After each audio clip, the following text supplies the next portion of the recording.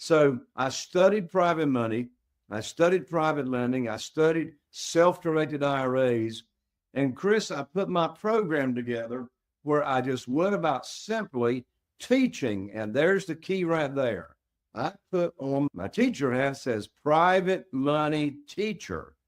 And I just started leading with a servant's heart and teaching individuals, people that I've already got a connection with, that I'm at the church with, they're in my cell phone, I'm at the Rotary Club with them. I just started sharing what private money is and how my friends and connections could be private lenders and get high rates of return safely and securely. You know what's interesting?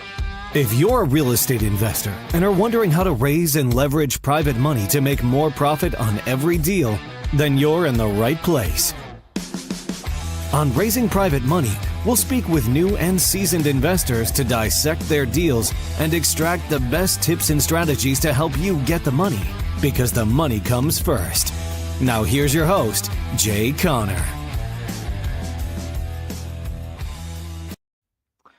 Good morning, guys, and I'm really excited about today's guest. And what if I told you today's guest is going to talk to us how to get money for your private real estate deals without relying on institutions or hard money lenders?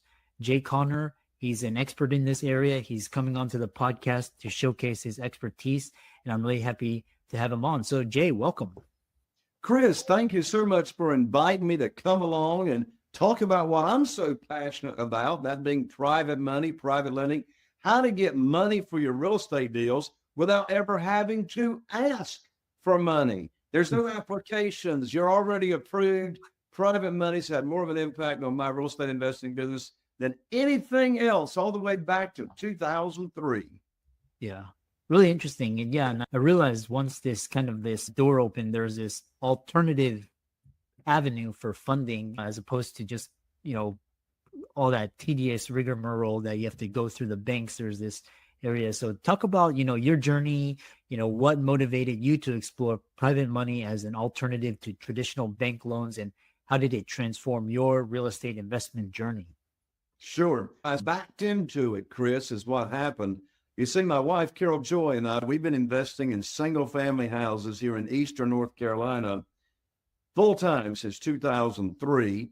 And from 2003 until January of 2009, those first 6 years that we were investing in real estate, all I knew to do, Chris, to get money for my deals, to fund my real estate deals, all I knew to do is go to the local bank, get on my hands and knees, put my hands underneath my chin, and beg and plead and say, please fund my deal, please fund my deal. Applications. I had to pull up my skirt for the banker to look at my personal assets, had to show financial statements, pull the credit score, all that regular, as you called it, rigmarole, and that's a good name for it. That worked out okay, Chris. That worked out okay the first 6 years. But then something changed big time. In January of 2009, I had 2 houses under contract that I was going to invest in. And so I called up my banker. My banker's name was Steve, and I had this kind of conversation many times for 6 years. I called up Steve to tell him about the deals, the amount needed to fund the deal, et cetera. And I learned like that, Chris, over the phone, that the bank had closed my line of credit with no notice whatsoever. And when Steve told me that, I said, Steve, what in the world are you talking about? We've done a lot of business for 6 years. Why are you telling me that the bank has closed my line of credit? And Steve said, Jay, don't you know there's a global financial crisis going on right now? I said, no, Steve, but you just gave me a global financial crisis. Now, I don't have a way to fund these 2 deals. And so I hung up the phone. My first thought was, I sure wish my banker had told me prior to calling him up with deals on the contract. And I wish he had told me that my lines of credit had been closed. But nonetheless, I sat here for a moment, Chris, and I'm going to share a very powerful question that I asked myself right after having that conversation with my banker and learning that my line of credit had been shut down. And here's the powerful question I asked myself. I said, Jay, who do you know that can help you with your problem? And by the way, these people running around saying every problem's an opportunity. I want to throw up. I didn't have an opportunity. I had a problem. Now, that problem actually became an opportunity. If it hadn't been for that problem, I wouldn't even be here with you today. But nonetheless, the power's in questions. So I asked myself the question, who do I know that can help me with my problem? And I immediately thought of a good dear friend of mine, Jeff Blankenship. He was living in Greensboro, North Carolina at the time, investing in single family houses. So I called up Jeff. I told Jeff what had just happened in hopes that he can help me. And he said, Jay, welcome to the club. And I said, Jeff, what club is that? He said, the club of having your line of credit shut down at the local bank. He said, my bank shut me down last week. I said, Jeff, how are you going to fund your real estate deals? He said, Jay, have you heard of private money and private lending? I said, no, what in the world is that? He said, have you heard of self-directed IRAs and how individuals can use their current retirement accounts, retirement funds? If they're not happy with them, they can be a private lender as an individual, loan those retirement funds out to a real estate investor and earn high rates of return safely, securely, and either tax-free or tax-deferred. I said, Jeff, what in the world are you talking about? I never heard of what Jeff was talking about. So I studied private money. I studied private lending. I studied self-directed IRAs. And Chris, I put my program together where I just went about simply teaching. And there's the key right there. I put on my teacher hat says private money teacher. And I just started leading with a servant's heart and teaching individuals, people that I've already got a connection with, that I'm at the church with, they're in my cell phone, I'm at the Rotary Club with them. I just started sharing what private money is and how my friends and connections could be private lenders and get high rates of return safely and securely. And you know what's interesting? In less than 90 days, I was able to raise and attract $2,150,000 in new funding for my real estate deals without asking anybody for money. And since that time, I've never missed out on a deal, a real estate deal, for not having the funding. And I got 47 private lenders today that are funding our deals. And in 2011, I started traveling the nation. And now these days I do Zoom presentations, et cetera, sharing with other real estate investors how they also can get private money for funding of their real estate deals, whether it's single family houses. It also works for multifamily deals as well. And I'm just so passionate about it. And I just love to share with other real estate investors how they can use private money for their real estate deals too. Chris, I don't know if I lost you, but back to you, Chris. Yeah, and it's really interesting. I really sympathize with you, and especially with banking and lending. It's so inefficient and cumbersome and just time consuming and just, waste everybody's time when it could be much more. When you learn this back door where you have these either private money lender or you have alternative sources of funding, business funding, like it just opens your eyes. So next, the follow-up question is just walk us through what are the top qualities private lenders look for in a borrower and how do you attract it? And how can real estate investors position themselves to attract private money, especially in this time where we're in this situation where the interest rates are changing and we have a new administration, and how people can take advantage? Sure. One thing, there's three big reasons that private lenders or individuals actually love this opportunity to invest in our real estate deals. Number one, they make a lot of money. Making a lot of money normally gets their attention, right? So it's interesting. I've been paying my private lenders the same interest rate ever since 2009, while the market has been volatile with interest rates ever since that time. I've been paying my private lenders 8%. Prior to COVID coming along, the national average on a certificate of deposit at the local bank got down to 0.17%. About a year ago, you could go down here to First Citizens Bank in Morehead City, North Carolina, where I live, and you could get a 5% interest rate. Today, it's about 4%, and the rates are on their way back down. So I pay 8%. Of course, that was a whole lot more money than 0.17, and 8% today is still double as to what they can get in a certificate of deposit. So they make a lot of money. The second reason our private lenders absolutely love this opportunity to lend and invest with us is because their principal loan amount to us is secure and it is safe. So how is it secure and how is it safe? It's safe because we borrow what's called a very conservative maximum loan to value. We don't borrow more than 75% of the after repaired value. And then it is secure because we do not borrow unsecured funds. All of our private lenders, along with the promissory notes, they actually get a deed of trust or a mortgage, most people call it. And so that promissory note is collateralized so that they've got a legal recourse. If we as the borrower don't pay them, they can foreclose on the property and they get the property. Of course, that's never happened, but they've got that security as well. And then the third big reason that our private lenders absolutely love this opportunity is because their investment amount, the value of their investment, the principal loan amount is not volatile. And of course, what am I contrasting this private lending opportunity to? I'm contrasting it to the stock market. If someone invests in the stock market, first of all, they already lost money. There's fees, there's commissions, and the value of that investment can be less tomorrow than it is today. In this program with private money, the principal loan amount, the value of that remains the same until cash out, and the lender, the private lender, knows exactly the rate of return, the interest rate that they're going to receive. So there's no guesswork. They know exactly if they put $100,000 into a deal, they know that's an annual percentage rate, by the way. They know that for that year, if they haven't invested the entire year, they're going to earn $8,000 on that $100,000. So those are the three big reasons that our private lenders love this program. They're going to make a lot of money. Their investment is secure and safe, and they don't have to worry about the value decreasing in that principal loan amount. They know exactly what their rate of return is going to be. Back to you, Chris.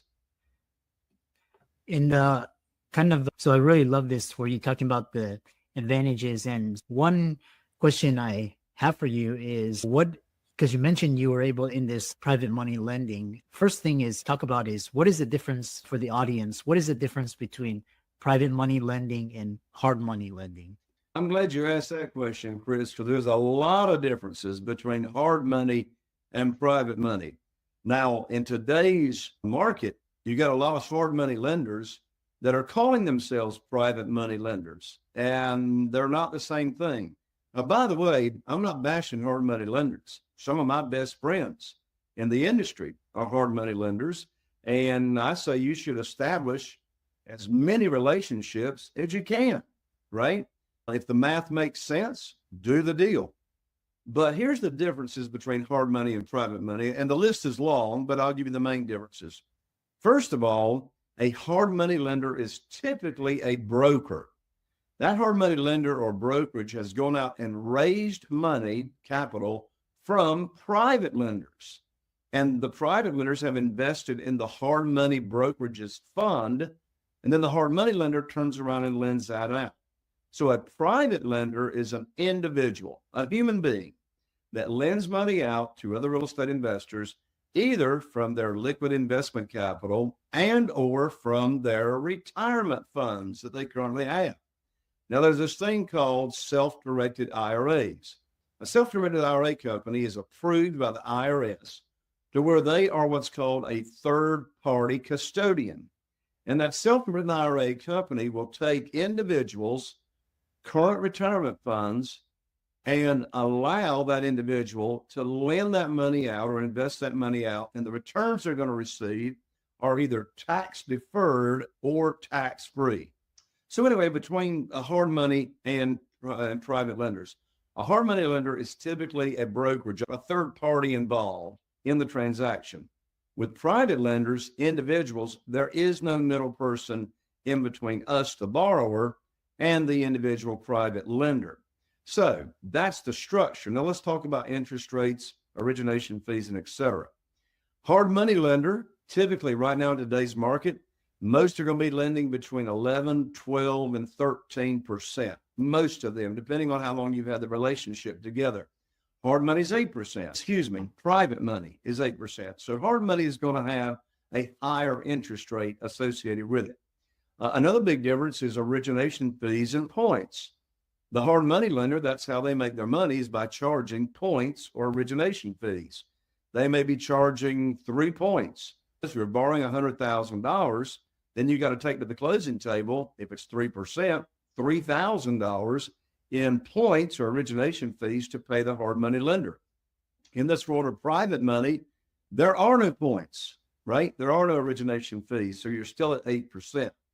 Another big difference between hard money and private money is what's called extension fees.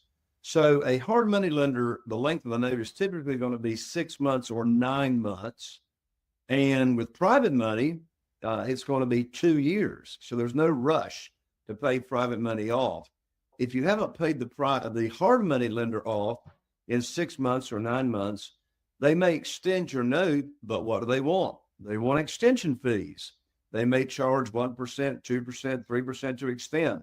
I know one hard money lender, if you haven't paid them off in 9 months, they charge an extra 1% per month for an extension fee. That's another 12% per year. Unless we have a private money, there are no extension fees. Now, what's another big difference between private money and hard money? And that is, how much will the lender advance to you when you purchase? Most hard money lenders are only going to give you 65% to 80% of the purchase price. You got to come up with the difference in the form of a down payment. But in this world of private money, you get 100% of purchase. If there's rehab or renovation involved, you get 100% of the renovation cost, and you can actually borrow up to you can borrow up to 75% of the after repaired value. That's why, and don't miss, this is a big difference. And that is, when you're using private money, when you purchase a single family house, you get to bring home a big check without taking any of your own money to the closing table. Who wants to get paid to buy properties? So since we can borrow up to 75% of the after repaired value, let me give you a quick little example. Let's say that you're investing in a single family house. It's got a $200,000 after repaired value. If it needs rehab of say $30,000 or whatever, you can buy that house, that single family house, all day long for $100,000, 50% of the after repaired value.